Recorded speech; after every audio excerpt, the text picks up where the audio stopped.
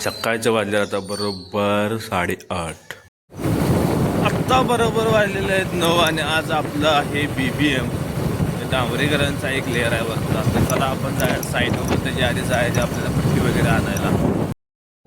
आणि बिसलेरीच्या पाण्याच्या बाटलींना आणल्या आपण डिझेल.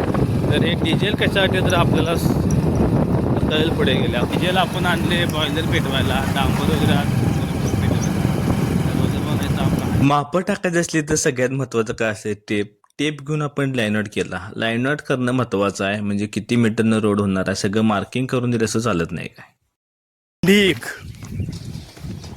ऊन काय खरा नाही बाबा. इकडनं असं सगळा रोड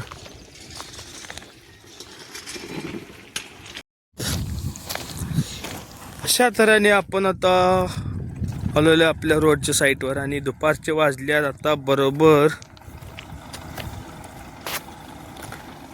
3 वाजलेले आहेत. आणि ऊन तर काय खरं धंदा पूर्ण काळं पडणार. आता आपण काय ते करायला पाहिजे. आणि हा इकडे रोलरवाला आमचा काय थांबायचं नाव घेत नाही. इस्कट लागले नुसतं.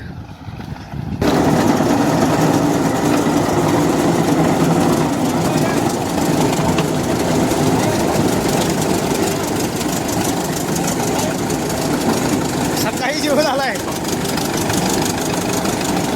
रोलरवाला आमचा काय सकाळी जेवण आलता. त्यामुळे दिवसभर काय थांबवायलाच नाही, नुसतं गमवालता. विशेष नाही भावाचा. रस्त्याचं काम आपल्या शेतात असल्यामुळं शेतात बकरी चारायला आणलेलं बघा भावाने. भावाच्या पाठीवर येतं असं हा एक डबा. डब्यात आपलं जेवण वगैरे घेऊन सकाळी बाहेर पडायचं. दिवसभर फिरायचं वन वन वन बकरी चारायचं आणि संध्याकाळी जायचं परत आपल्या शेतात. ऊन तर एवढं होते की काय विशेष नाही. माणसाला ती तहान लागते, पण हे तर जनावर आहे त्यामुळे ह्यासनी पण तहान लागलेलीच आहे.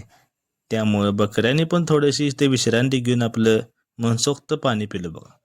त्यासनी पण जरा भारी वाटलं आणि आपल्यालाही जरा भारी वाटलं त्यांच्याकडे बघून. त्यानंतर ही निघाली आपल्या कामावर.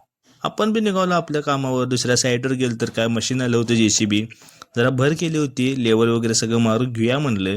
व्यवस्थित थांबून काम करून घेऊया म्हणजे कॉलम कुठे ढकलला तर सगळा बाजारच हो येत नसत. काम करून घेणं साईडवर सगळं महत्त्वाचं. त्यानंतर जायचं तर आपल्या घरला. संध्याकाळी घरला गेलं तर हे तुम्हाला दिसते हे काय सगळा धुळाच आहे. धुळा म्हणजे का असा नाही, हे भाताचा धुळा आहे. कारण आपलं भात होतं पोत्यात ते आपण तत्त्यात हे असं पहिला स्टोअर करून ठेवायची. सगळं असं पूजन वगैरे करून घेऊया म्हणलं आणि सगळं स्टोअर करून ठेवा म्हणलं. कारण घरात होत होते आपल्या सगळ्या अडचण. मग काय भातात असं खाली एक लेअर टाकला आणि पूजन करून घ्या म्हणलं. पूजन सगळं केलं आणि वतायला चालू केलं. 1-2 टिक्की वतायची आणि परत आपल्याला ठेवायचं असते त्यात पावडरची एक पुडी. त्यामुळं बाकीचे किडे वगैरे काय होत नाहीत आणि भात आपलं व्यवस्थित आणि शेपमध्ये राहते. सगळं झाल्यानंतरनं हे भातावर असं व्यवस्थित झाकून घ्यायचं होतं आणि ह्याला चिखलाचा आणि शेणाचा लेअर सारवून घ्यायचं होतं. त्यामुळे एकदम व्यवस्थित आणि टॉप